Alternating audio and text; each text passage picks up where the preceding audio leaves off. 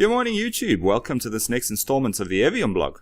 Today I thought, well, hey, let's do something completely different from the norm. Let's actually take a look at the Evione Labs workshop and studio space over here. Pretty much where all the repairs are done, etc. So that you guys can get a feel for how professional electronics repair business can be run, or how I run my electronics repair business. A lot of people think, dark, dingy shop on the corner or something like that.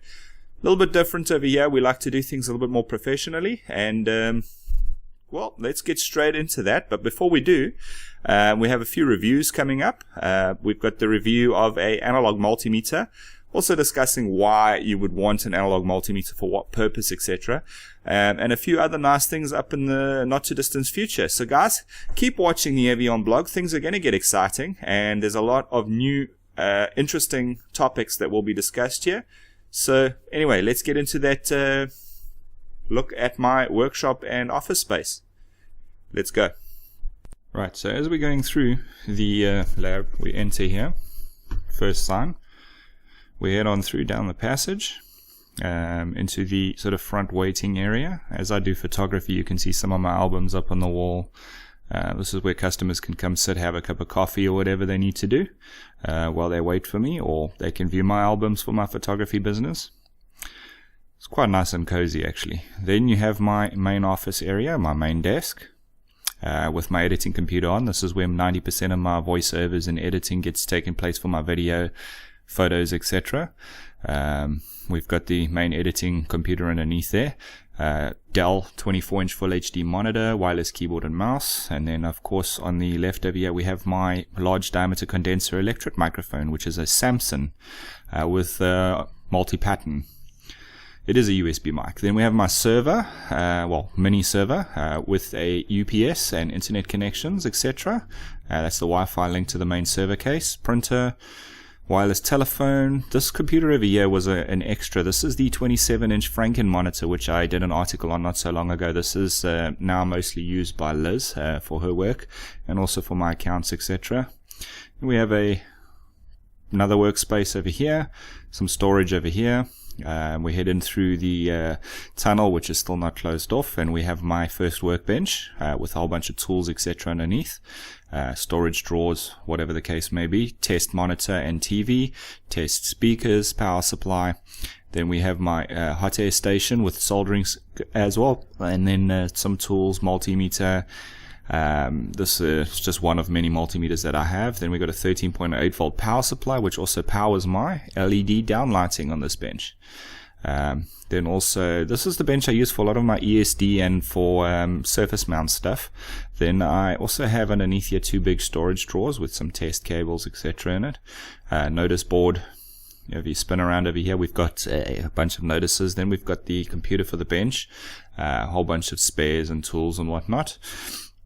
Then of course you've got the main workbench. I will do a full breakdown tour of this workbench. Some of my equipment is currently out on service and alignment, so what you're seeing here is just what I currently have available. Then I've got my Fluke on the bench there, my Fluke 87V. Two more soldering stations. This is the SL20 Solomon, and then the one around the corner over here is the SL30 Solomon. Both of them very good soldering stations. Some extra tools and bits, tool case, storage drawers, whole bunch of storage. Down here you will see we have the ESD safe solder fume extractor. This thing is very, very useful when you're doing a lot of soldering and stuff like that and you want to remove the fumes from your bench. Very nice piece of equipment to have. Some more storage cabinets, etc. One more thing before we go ahead over here. If you have a look, these are the computers that we use for most of the everyday sort of work, internet, etc. And then if you spin around, we've got multiple printers around, including this laser printer, which is very handy.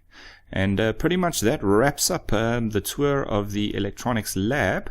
So I think next, let's head on over to the UPS system for the office building so that you can see how that works. Battery array. This is a deep cycle battery array with a big inverter. UPS. This feeds up onto this UPS DB over here, which then feeds onto multiple computers throughout the building, etc. And to the server rack. We've got some backup inverter over here, which basically feeds the output of this backup inverter via a switch over relay into that large 3000 watt UPS above. This is a high voltage switchover relay.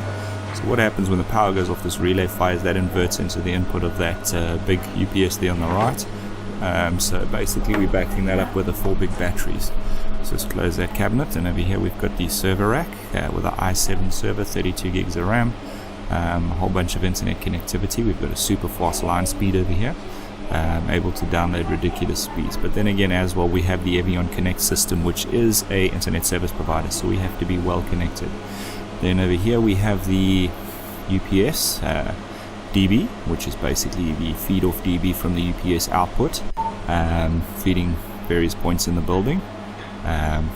Closer look at the server rack, you can see the multiple Cisco routers, etc., which do the connectivity, as well as spare Netgear switches. Okay, everybody, so that's it for the basic lab tour. Just a few more things to note. Evione is continually growing, and what you've seen today is just kind of what is based here at our office premises, and what we use for our everyday sort of working.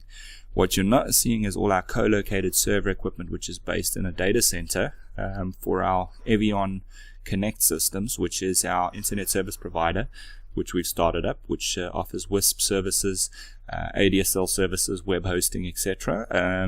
We went the co-located route, which basically means we have our own server equipment, which is managed and placed on site in a data center, which is climate controlled, power controlled, pretty much everything. So we don't have to worry too much about having to make sure those servers stay up. The only thing we need to do is maintain them, and being Debian Linux servers, most of them will pretty much run 24/7 without any problems or downtime. We also do have failover from our upstream provider, which if something goes wrong with our equipment, their equipment kicks in and still takes care of our customers' hosting. So our customers don't experience any downtime. That's pretty much it for this quick and simple tour of the Evione lab. I hope you guys enjoyed it, and until next time, guys. Oh, by the way, the next episode is that review of that analog multimeter, so don't forget to watch. Take care, everyone.